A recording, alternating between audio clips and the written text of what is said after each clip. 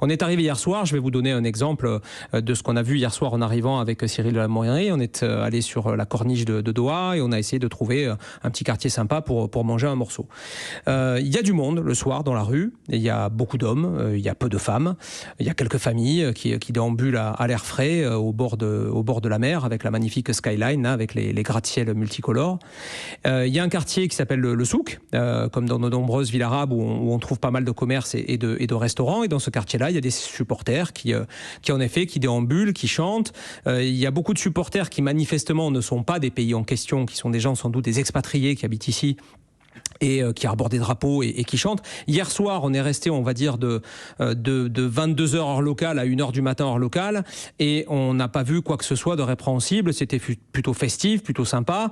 Et puis ce qu'il faut dire aussi, c'est que on peut critiquer le Qatar pour 1000 raisons, et je serai le premier à le faire, je vous assure, si ce doit être le cas. Mais pour l'instant, depuis qu'on est arrivé ici, l'accueil est exquis, les gens sont extrêmement polis, contents de nous voir, et tout est bien organisé. Voilà. J'aimerais vous dire que ça ne va pas, pourquoi pas, hein, parce que je ne m'en priverai pas encore une fois, bien mais sûr. Pour l'instant, je n'ai pas vu ça. Et ces supporters argentins qui gênent tout le monde, qui sont vraiment la cause d'un scandale mérité, je pense que là, ce ne sont que quelques poivreaux qui ont voulu faire le buzz sur Internet en scandant des slogans totalement ridicules, et qui ont fait honte à eux-mêmes et à leur famille et accessoirement à leur pays un peu malgré tout, même s'ils ne sont pas représentatifs. Donc si vous voulez, pour répondre à votre question, le plus honnêtement possible, je n'ai rien vu ici pour l'instant depuis que je suis arrivé qui corresponde à cette réalité. Bah oui, à la longue, ça peut jouer parce que maintenant, j'ai l'impression que chaque journée terminée sans nouvelle blessure, nouvelle indisponibilité ou nouveau forfait est une journée de gagner. C'est-à-dire que on est face à quand même une hécatombe assez inédite, et moi qui suis beaucoup les sélections, notamment africaines, mais toutes les autres qui participent,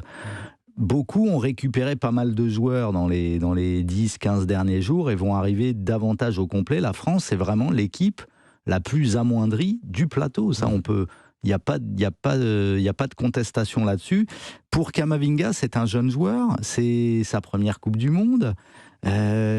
Évidemment qu'il n'y est pour rien, mais il se dit quand même, c'est moi qui l'ai venu heurter, c'est moi qui suis indirectement, malgré tout, responsable de ce forfait, de cette blessure. Donc, quand on est jeune, j'espère qu'il est bien entouré, que les autres lui ont parlé, qu'ils ne l'ont pas laissé seul avec ses petits tracas et cette petite gamberge qui peut venir, aussi, parce que il a sans doute des doutes déjà sur son statut, parce qu'on ne sait pas vraiment ce que Deschamps attend de lui, mais ça c'est le choix du coach, il n'y a rien à dire dessus, mais là ça peut induire aussi un doute, quelque chose qui trotte dans la tête, qui lui met, comme on dit, un rat dans la tête et qui peut le perturber, quoi. Ah bah oui, très clairement. Même si le Danemark, sur ces dernières années, reviennent vraiment sur le haut du tableau, la Norvège, hein, quand vous avez dit depuis 99, la première médaille qu'on a eue, c'était face à la Norvège. Et cette Norvège, avant, c'était une équipe qu'on admirait, et on avait l'impression qu'on n'allait jamais pouvoir gagner contre elle. Et je me rappelle encore là de ce championnat du monde, de cette finale de championnat du monde en Espagne, où la France a mené cette première mi-temps de plus 6 buts, et en fait la Norvège après a déroulé vraiment son jeu. Donc on est sur, je pense que ça va être un match très physique, avec un aspect un peu mental important, où il ne faudra pas lâcher. Donc oui, c'est l'adversaire qu'on aurait aimé rencontrer en finale, mais qu'on va rencontrer en demi-finale et qu'il faudra absolument battre. Et les gardiennes peuvent encore... des joueuses redoutables. Oui, les gardiennes peuvent encore faire la différence. Ça peut être un match de gardienne. Vous aviez parlé de Cléopâtre Darleux tout à l'heure, qui est la gardienne la plus efficace de cet Euro, avec un pourcentage assez incroyable d'arrêt, puisqu'on est plus de 42%. Oui, c'est énorme. Hein. Il y a eu des matchs où elle était à plus de 50%, c'est-à-dire un tir sur deux, elle arrêtait. Et en plus, ça fait des arrêts des fois où elle arrête le ballon à deux mains. Donc, et c'est vrai qu'au niveau du poste de gardienne, vu que Laura Glauser est blessée, c'est Cléopâtre qui est la gardienne expérimentée, avec 2 jeunes joueuses qui prennent la relève, et là en fait elle est juste sur une autre planète, elle arrête tout. Donc si les Norvégiennes commencent à trouver un peu le chemin des buts, c'est vrai qu'on peut être en difficulté, parce qu'avec des Oftedal, des Nora Mørk, qui sont des joueuses vraiment de top niveau, ça peut être compliqué. Donc il nous faudra une Cléopâtre Darleux au top, une défense au top.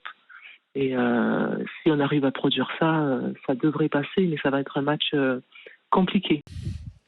Oui, on va dire que c'est un parcours qui est dans la lignée des saisons précédentes, et puis on a surtout le sentiment qu'avec Bruno Genesio, la mayonnaise a véritablement pris, que le Stade Rennais a enfin une vraie identité de jeu. C'est une équipe qui en Ligue 1, en tout cas, reste sur 11 matchs sans défaite. Le dernier revers de cette équipe remonte au 27 août. C'était pas contre n'importe qui, c'est contre la formation qui la précède au classement, à savoir le Racing Club de Lens. Et on se dit, pourquoi pas que le Stade Rennais sera dans la course au moins jusqu'à la fin de saison pour à minima accrocher une place en Ligue Europa, et pourquoi pas avec un peu de réussite, titiller vraiment les gros et accrocher une place en Ligue des Champions. Ce qui est quand même extraordinaire, c'est que Rennes, pendant de nombreuses saisons, avec des moyens tout de même, avait beaucoup de mal à monter sur le podium, à y rester. Surtout, c'était d'ailleurs une spécialité rennaise pendant quelques années en fin de saison. Là, on a l'impression qu'il peut y avoir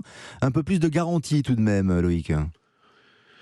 Oui, il y a plus de garanties parce que, encore une fois, on a le sentiment, vu de l'extérieur, et quand on va au Roison Park, que cette formation a gagné en régularité. C'est plus une surprise de voir Rennes jouer les premiers rôles, et puis c'est une équipe qui a su aussi attirer de bons joueurs. Chaque année, vraiment, ça progresse. Vous avez un Lovro Madjer, là, qui est parti à la Coupe du Monde avec la Croatie, et qui est véritablement le métronome, même le maître à jouer de cette équipe extrêmement doué techniquement, évidemment Benjamin Bourigeaud, et puis devant Martin Terrier qui est en train de se révéler. Pour lui aussi, c'est la saison de la confirmation. On a dit à un moment qu'il n'était pas très loin de l'équipe de France, de la présélection.